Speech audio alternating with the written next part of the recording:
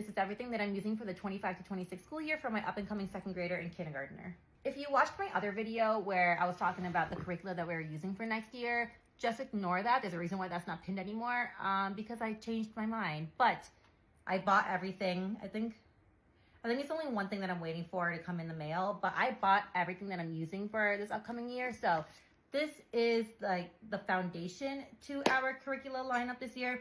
Obviously, as the year goes by, I tend to get little mini units, but I always share that with you. But like I said, this is our foundation. I'm also not going to do any flip throughs in this video, just because there are a lot. So I'm going to share with you what I'm using for my second grader and what I'm using for my kindergartner, and then just let me know what video you want me to do a dedicated like flip through on or go like in depth on, and I can definitely do that just like last year.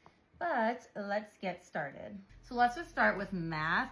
This will be our third year using Singapore Math Dimensions, and my kindergartner will be working on KA and KB.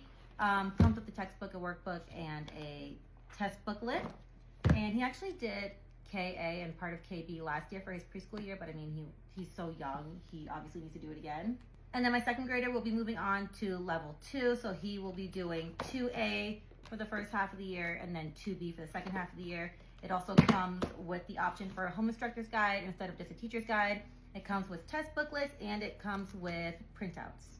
Now moving on to English, no surprise here, we are sticking with Logic of English Foundations for my kindergartner. And so he'll be using Foundations A for the first half of kindergarten year and Foundations B for the second half of his kindergarten year, just like my oldest did.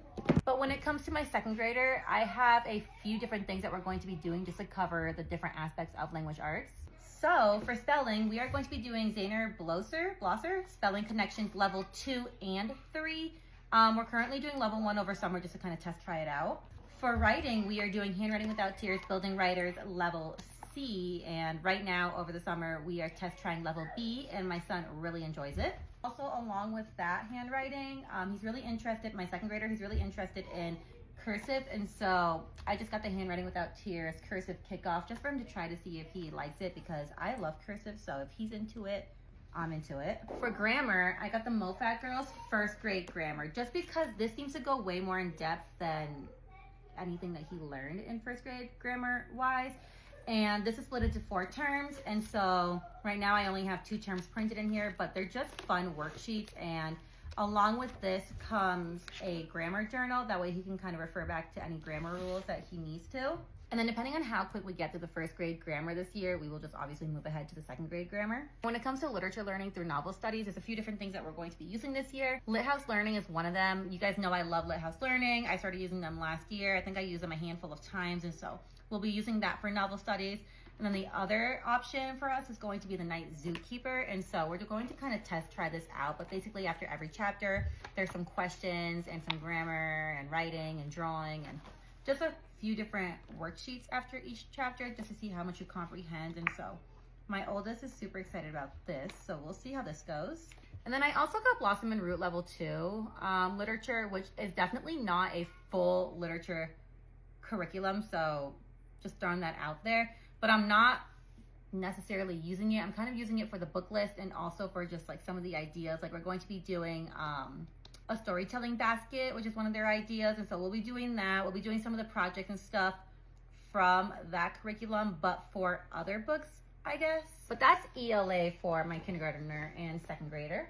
For history, we will be using Curiosity Chronicles, Ancient History.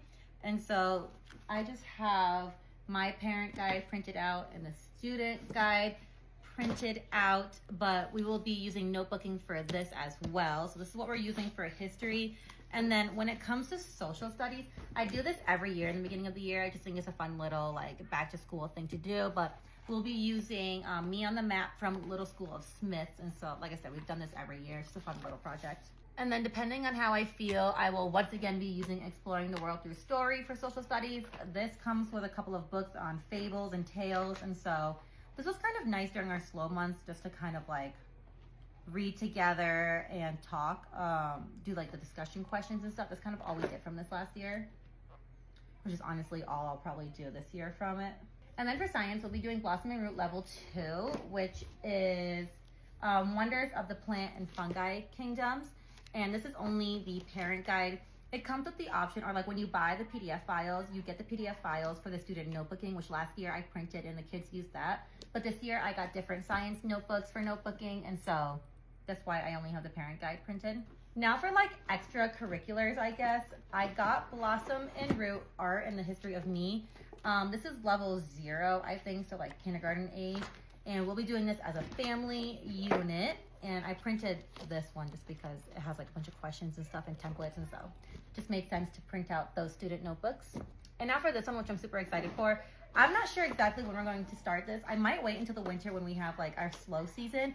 But this is the Waldorf Ways Greek Heroes and Myths, and my oldest son is so excited for this because he is like so interested in Percy Jackson right now, but I'm trying to like build up the anticipation and just kind of like hold off as long as I can just for now. But this scene, because this is based off of the Percy Jackson series, and so this is super fun. I'm so excited to do this, but like I said, I'm trying to wait until our slower months just because we'll of course already have a few different things going on. But that's about it. I will somewhere on the screen post a screenshot of the names of everything that we are using.